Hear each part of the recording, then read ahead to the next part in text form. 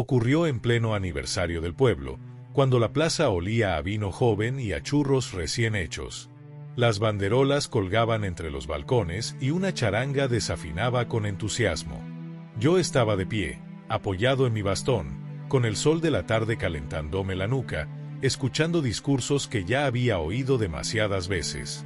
Entonces mi hijo subió al pequeño escenario improvisado, tomó el micrófono y sonrió. No era una sonrisa mala, pero tampoco era limpia, era la sonrisa de alguien que cree que todo está decidido.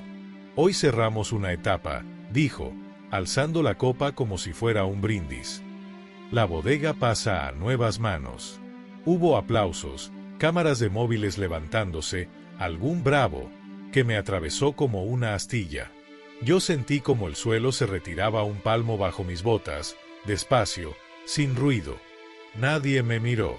O quizás sí, pero ya no importaba. En mi bolsillo llevaba el viejo cuaderno de tapas de cuero, manchado de vino desde los primeros años, más pesado de lo normal.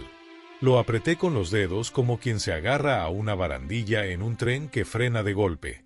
Pensé en las madrugadas de vendimia, en el frío que se mete en los huesos y no sale ni con aguardiente. Pensé en las cuentas hechas a lápiz, en la mesa de la cocina, mientras los niños dormían. Y allí, en medio de la música y las sonrisas, entendí que no todas las humillaciones se gritan. Algunas se anuncian con un micrófono y se celebran como una fiesta. ¿Alguna vez has sentido que te borran la vida delante de todos, sin levantar la voz? No siempre fui un estorbo. Hubo un tiempo en que mi nombre tenía peso en el pueblo y mi palabra bastaba para cerrar un trato. Durante 40 años levanté esa bodega con mis propias manos, sin herencias ni favores. Recuerdo las primeras vendimias al amanecer, cuando la niebla todavía dormía entre las viñas y el frío mordía los dedos. Trabajábamos en silencio, escuchando solo el crujir de las cajas y nuestra respiración. Al volver a casa, antes de dormir, abría el viejo cuaderno de tapas de cuero y anotaba cada cuenta con lápiz, con cuidado, como si cada número fuera una promesa. Ese cuaderno, manchado de vino, pagó estudios, reparaciones, comida y futuro. Nunca me sentí un héroe, solo un hombre cumpliendo. Las señales no llegaron de golpe. Aparecieron despacio, como el óxido en una herramienta que uno usa todos los días. Firmas de trámite que había que hacer sin leer demasiado, reuniones que ya no coincidían con mi horario, decisiones tomadas sin consultarme y explicadas después con frases suaves. Mi hijo hablaba de expansión, de imagen, de oportunidades que no podían esperar. Yo escuchaba más de lo que hablaba. Pensé que ceder un poco era parte natural de envejecer, dejar espacio a quien viene detrás. No vi que no me pedían espacio, me estaban retirando. El día del anuncio, en la plaza, entendí tarde el tamaño de la pérdida. No fue solo la bodega, fue mi lugar. Esa noche regresé solo a la nave. La fiesta seguía lejos, pero allí dentro el tiempo se movía despacio. Una barrica goteaba, marcando los segundos como un reloj antiguo. El olor a madera húmeda y vino reposado me envolvió. Me senté en una caja, con la espalda cansada, y saqué el cuaderno. Pasé las páginas una a una. Cada mancha tenía una historia, cada cifra una noche sin dormir. No grité, no lloré. Me quedé quieto, entendiendo algo simple y definitivo. Si cedía un paso más, no quedaría nada de mí en lo que había construido. Al día siguiente trajeron la sesión final. El bolígrafo estaba sobre la mesa, preparado. Lo miré largo rato y no lo tomé. Cerré mi cuenta bancaria, devolví las llaves y pedí que cualquier paso se hiciera por escrito. La reacción fue inmediata. Llamadas de abogados con voces educadas pero duras, comentarios en el bar, rumores sobre mi supuesta incapacidad para seguir al frente. Decían que era por mi bien, que debía descansar. Yo escuché todo sin discutir. Seguía solo, es cierto, pero ya no estaba inclinado. Esa misma semana volví al cuaderno con otra mirada. Allí estaban los acuerdos originales, los porcentajes claros, las deudas saldadas con fechas exactas. No había trucos, solo constancia. Hice llamadas discretas, pedí copias en la cooperativa, hablé con hombres que ya peinan canas y recuerdan los primeros años mejor que cualquier contrato nuevo. No estaba armando una venganza. Estaba reuniendo memoria. Y la memoria, cuando es honesta, puede sostener a un hombre incluso cuando todo alrededor intenta empujarlo al olvido. Pasaron varios días antes de que diera el siguiente paso. No por duda, sino por respeto. Hay decisiones que no se toman deprisa, aunque el mundo empuje. Una madrugada volví a la nave antes de que amaneciera. El aire estaba frío y limpio, y las viñas parecían esperar en silencio.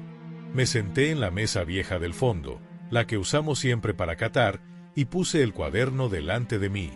Lo abrí despacio. El cuero crujió como si se quejara de los años, pero aguantó. Siempre aguantaba. Allí estaba todo. No solo números. Estaban los nombres de quienes confiaron cuando no había nada seguro, los porcentajes acordados a mano, los préstamos devueltos antes de tiempo. Recordé conversaciones que no quedaron en papel, pero que ahora tenían testigos vivos. Hombres y mujeres que también habían puesto parte de su vida en aquellas paredes. Cogí el teléfono y llamé sin levantar la voz, sin explicarme de más. No pedí favores. Pedí memoria. Y la memoria respondió mejor de lo que esperaba. Mientras tanto, la presión aumentaba. Mi hijo evitaba mirarme. Sus abogados hablaban por él. En el pueblo empezaron a tratarme con una mezcla incómoda de lástima y distancia, como si la vejez fuera contagiosa. En el bar ya no me preguntaban por la cosecha. Yo seguía yendo igual, sentándome en la misma mesa, pidiendo el mismo vino. No por costumbre, sino para no desaparecer. Aprendí hace tiempo que retirarse del todo es darles la razón. La cooperativa convocó una asamblea extraordinaria. Decían que era para aclarar la situación. Sabía que allí se decidiría más de lo que parecía. La noche anterior dormí poco. No por miedo, sino porque el cuerpo recuerda antes que la cabeza. Me levanté temprano, me lavé la cara con agua fría y, antes de salir, volví a tocar el cuaderno. No como un amuleto, sino como un recordatorio. No estaba solo mientras tuviera hechos. La sala estaba llena. Socios, vecinos, gente que no veía desde hacía años. Mi hijo estaba en la primera fila, con traje nuevo y gesto firme. Cuando me tocó hablar, nadie aplaudió. Tampoco lo necesitaba. Me levanté despacio, apoyé el cuaderno sobre la mesa y empecé sin elevar la voz. Expliqué fechas, acuerdos, responsabilidades. Abrí el cuaderno y dejé que lo vieran. No acusé, no insulté, solo leí. Cada página quitaba un poco de aire a la sala. La bodega no se hereda por aplausos, dije al final. Se sostiene con responsabilidad. Hubo un murmullo largo, incómodo. Algunas miradas bajaron. Otras cambiaron de lado. Los abogados pidieron un receso. Los socios empezaron a hacer preguntas que antes nadie se atrevía a formular. Yo me senté y esperé. Sabía que ya no dependía de mi empujar nada más. Las consecuencias llegaron sin ruido. Tratos suspendidos, firmas congeladas, decisiones pospuestas. El plan de mi hijo se deshizo sin escándalo, como se deshace una cuerda vieja cuando se la tensa demasiado. No me alegré. Tampoco sentí triunfo. Solo una calma pesada, como después de una tormenta larga. Al amanecer siguiente volví a la nave. Abrí las puertas, dejé entrar la luz y limpié el polvo de la mesa. Guardé el cuaderno en su sitio. La bodega siguió abierta, distinta. Más pequeña quizá, pero honesta. Empezamos a recibir a jóvenes del pueblo, a enseñarles lo que no sale en los manuales. Cuando me preguntan por qué sigo viniendo, respondo lo mismo, porque algunas cosas no se defienden con fuerza, sino con presencia. La dignidad no se grita, se sostiene. Y cuando alguien intenta borrar tu historia, a veces basta con leerla en voz alta. El tiempo después no fue un vacío, como muchos creen. Fue más bien un ajuste lento, como cuando el cuerpo aprende a caminar sin dolor después de una caída. Durante semanas nadie habló demasiado del tema en el pueblo. No por respeto, sino porque cada uno estaba recolocando sus certezas. Yo seguí yendo a la bodega temprano, abriendo las puertas antes de que el sol calentara las tejas. Barría el suelo, revisaba las barricas, escuchaba los sonidos conocidos. El trabajo nunca me preguntó la edad ni la intención. Solo pedía constancia. Mi hijo tardó en volver. Cuando lo hizo, no entró como dueño ni como vencedor. Entró como alguien que ha perdido algo que no sabía nombrar. Se quedó de pie, mirando alrededor, como si el lugar se hubiera encogido. No hablamos ese día. Tampoco hacía falta. A veces el silencio es la única forma decente de no mentir. Lo vi marcharse con los hombros un poco más bajos. No sentí pena ni alivio. Solo la certeza de haber puesto un límite que debía existir desde antes. Los socios propusieron cambios. Menos prisas, menos promesas vacías. La bodega dejó de pensar en crecer y empezó a pensar en durar. Abrimos las puertas a jóvenes del pueblo que querían aprender. No como empleados baratos, sino como aprendices. Les enseñé a oler el mosto, a escuchar la fermentación, a anotar sin trampas. El cuaderno viejo volvió a la mesa, ya no como prueba, sino como herencia viva. Algunos se reían de lo simple. Luego entendían. Hubo un precio, claro. Perdí oportunidades, contactos, dinero que nunca volverá. Perdí la imagen cómoda de padre complaciente. Gané noches tranquilas. Gané la posibilidad de mirarme sin bajar la vista. No todos los días son buenos, pero todos son míos. Eso, a mi edad, vale más que cualquier titular. Una tarde, mientras cerraba la nave, encontré a mi nieto hojeando el cuaderno. Pasaba las páginas con cuidado, como si supiera que no era un objeto cualquiera. Me miró y preguntó por una cifra escrita torcida en una esquina. Le conté la historia detrás de ese número, un invierno duro, una decisión justa, un acuerdo cumplido. Asintió en silencio. En ese gesto entendí que nada se había perdido del todo. Ahora, cuando camino por la plaza, algunos me saludan con más respeto, otros con menos. No importa. La dignidad no necesita unanimidad. Se sostiene con actos repetidos, con límites claros, con memoria. Si alguna vez intentan borrar tu historia delante de todos, no grites. Ábrela. Léela. Y sigue caminando. Los meses siguientes trajeron una calma distinta, no ligera, sino densa, como el aire antes de una buena cosecha. Aprendí que la paz no siempre se siente como descanso, a veces se parece más a una responsabilidad aceptada. Cada mañana seguía entrando a la bodega con la misma rutina, aunque ya nadie me exigía nada. Abría las ventanas, dejaba que el olor a madera y vino respirara conmigo, y repasaba mentalmente lo que había que hacer. No por obligación, sino porque ese lugar seguía siendo parte de mí, aunque ya no necesitara defenderlo. La escuela improvisada fue tomando forma. Al principio venían 2 o 3 jóvenes, con más curiosidad que paciencia. Llegaban con preguntas rápidas, con ideas sacadas de videos y manuales modernos. Yo los escuchaba y luego les pedía silencio. Les enseñaba a esperar, a tocar una barrica sin prisas, a oler sin buscar respuestas inmediatas.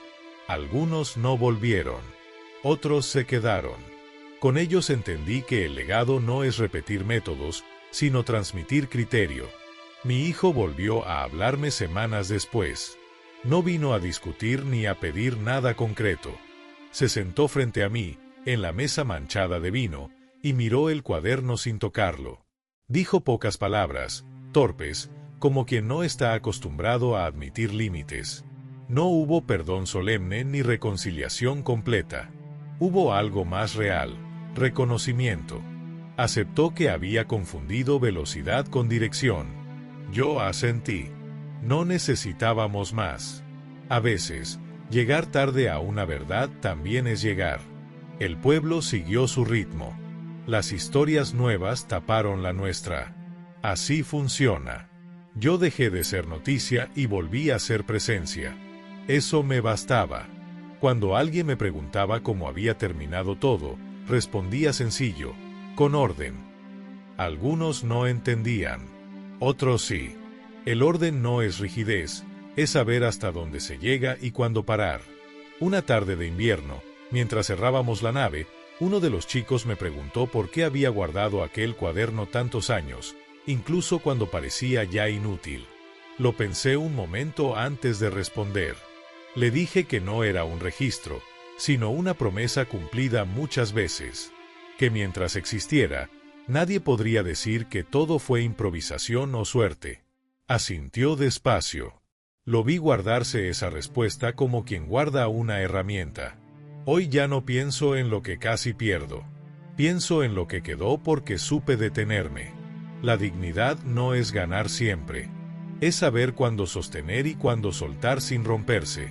Si alguna vez intentan decidir tu historia sin preguntarte, recuerda esto, no necesitas alzar la voz. Necesitas hechos, memoria y la calma suficiente para no traicionarte. Eso, al final, es lo único que permanece.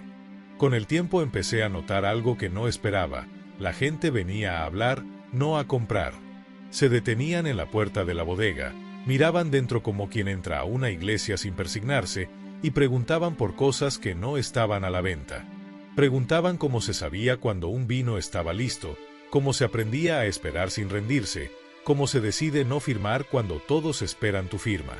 Yo respondía sin dar lecciones. Contaba escenas. Eso siempre alcanza. El cuaderno seguía allí, pero ya no lo abría cada día. Lo hacía solo cuando alguien lo merecía. No por jerarquía, sino por atención. Hay personas que escuchan con todo el cuerpo, y a esas se les puede mostrar algo frágil. Una tarde lo abrí delante de los aprendices y les pedí que no miraran los números, sino los márgenes, las correcciones, las fechas cambiadas, las notas pequeñas. Les expliqué que ahí vive la verdad del trabajo, no en lo perfecto, sino en lo corregido a tiempo. Nadie habló durante un buen rato. Mi hijo empezó a venir más seguido, siempre sin avisar. No interfería. Observaba. A veces ayudaba en silencio, como cuando era joven. Un día lo vi limpiar una barrica con el mismo gesto torpe que tenía a los 20 años. No le dije nada. Hay aprendizajes que vuelven solo cuando el orgullo se cansa. Entre nosotros no hubo grandes conversaciones, pero sí algo más firme, respeto mutuo sin necesidad de aprobación. También llegaron momentos duros. Un inversor insistente, una propuesta tentadora, la posibilidad de vender bien y retirarme cómodo. Leí los papeles con calma y los devolví. No porque fueran injustos, sino porque ya no eran necesarios. Aprendí tarde que no todo lo posible es conveniente. El precio de decir no fue perder dinero. El beneficio fue no perderme a mí. Una noche de verano, después de cerrar, me quedé solo en la nave. El calor aún flotaba en el aire. Me senté con el cuaderno en las manos, sin abrirlo. Pensé en cuántas veces había estado a punto de ceder por cansancio, no por convicción. Entendí entonces que la verdadera amenaza no fue mi hijo, ni los socios, ni los abogados. Fue el agotamiento. Cuando uno está cansado, firma cualquier cosa con tal de descansar. Esa fue la lección más dura. Hoy la bodega no es grande ni famosa, pero es clara. Cada decisión se habla, cada acuerdo se escribe, cada límite se respeta. Los jóvenes que se quedan aprenden que el oficio no es solo técnica, sino carácter. Algunos se irán, otros no. Está bien así. Lo importante es que se vayan enteros.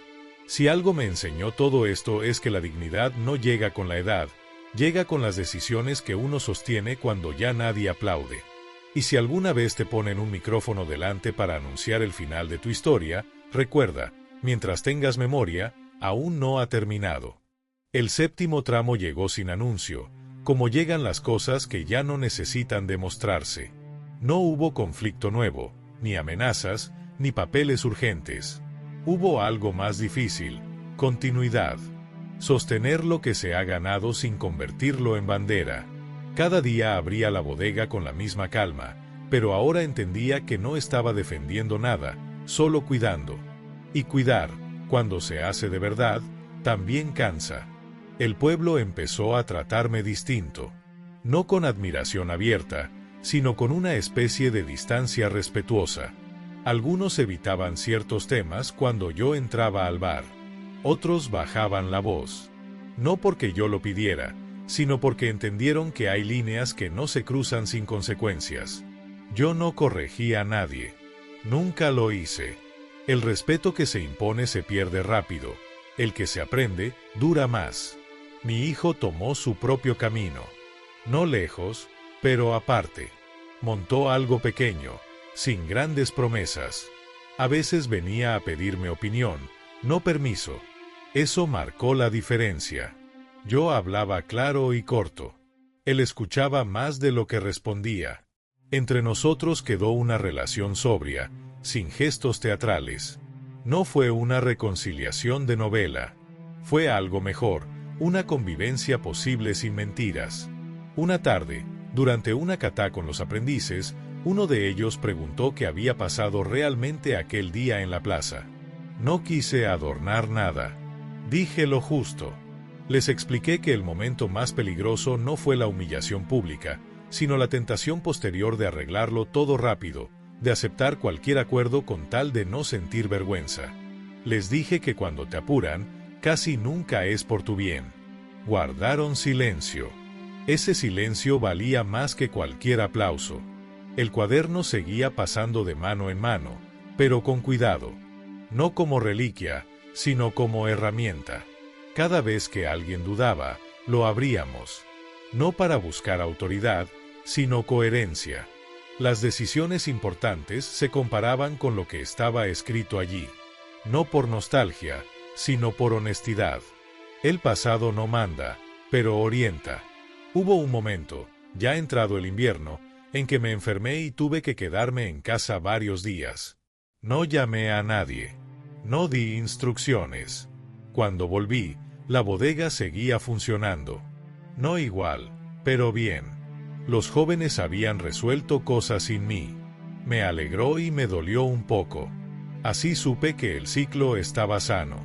Cuando uno puede ausentarse sin que todo se derrumbe, ha hecho bien su trabajo.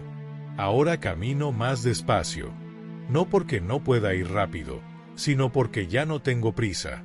Miro las viñas y sé reconocer cuando una rama necesita apoyo y cuando solo espacio. Lo mismo pasa con las personas. Aprendí tarde, pero aprendí. Si algo queda de todo esto, no es la bodega, ni el cuaderno, ni siquiera la historia. Es una forma de estar. No agacharse por costumbre. No levantar la voz por miedo. Sostener los límites con calma. Porque al final, la verdadera victoria no es que te devuelvan lo que es tuyo, sino no perderte mientras lo defiendes. El octavo tramo fue el más silencioso y, quizá por eso, el más revelador. No hubo decisiones grandes ni escenas visibles. Hubo días que parecían iguales entre sí, y en esa repetición entendí que cosas habían quedado realmente en pie. Me levantaba temprano, no por costumbre sino por claridad. El cuerpo ya no me pedía correr, me pedía estar. Caminaba despacio entre las barricas, tocando la madera con la palma abierta, como quien saluda sin palabras. El cuaderno seguía guardado, pero ya no pesaba en el bolsillo, pesaba en la conciencia. La bodega empezó a funcionar casi sola. No porque yo sobrara, sino porque las reglas estaban claras. Los jóvenes sabían que podían decidir y que no. Los errores se hablaban sin humillación. Cuando algo salía mal, nadie buscaba culpables rápidos. Eso fue nuevo. Eso costó tiempo. Pero cuando apareció, supe que lo anterior había valido la pena. Mi hijo venía menos, pero cuando venía, se quedaba más rato. A veces hablábamos del trabajo, otras, de cosas pequeñas. Del clima, de un vecino enfermo, de una viña que no había prendido bien. Nunca volvimos a hablar del día de la plaza. No por miedo, sino porque ya no era necesario. Lo que se resuelve de verdad no necesita repetirse. Una tarde, mientras ordenábamos unas cajas viejas, encontré papeles que no recordaba haber guardado. Contratos antiguos, cartas, notas escritas deprisa. Los miré un rato y luego los dejé donde estaban. Entendí que no todo documento necesita convertirse en prueba. Algunos solo necesitan descansar. La memoria también se cuida dejando ir. Empecé a pasar más tiempo fuera de la nave, caminando por los caminos de tierra, mirando cómo crecían las viñas jóvenes. Me sentaba en una piedra y observaba. Nadie me apuraba.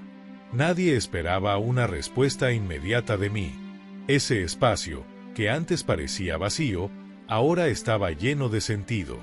No hacer nada también puede ser una decisión justa. Un día uno de los chicos me preguntó cuándo pensaba retirarme del todo. Lo miré y sonreí apenas. Le dije que uno no se retira de lo que entiende. Solo cambia la forma de estar. Asintió, sin insistir. Supe que había entendido. Por las noches, en casa, a veces abría el cuaderno y leía una página al azar. No para comprobar nada, sino para recordar cómo se escribe cuando uno no está fingiendo. Mi letra joven, recta, sin adornos. Pensé en cuántas veces había estado a punto de traicionarla por cansancio, por presión, por miedo a quedar solo. Pensé también en cuántas veces había elegido sostenerla, aún sin aplausos. Esa suma, más que el vino, era lo que había madurado con los años. La bodega seguía allí, pero ya no era el centro de todo. Era parte de un equilibrio más amplio. Yo también. Y en ese lugar, sin ruido ni urgencia, entendí algo que no se aprende en los conflictos, sino después: la justicia verdadera no siempre cambia el mundo. A veces solo devuelve a un hombre su lugar. Y eso, cuando ocurre, es suficiente.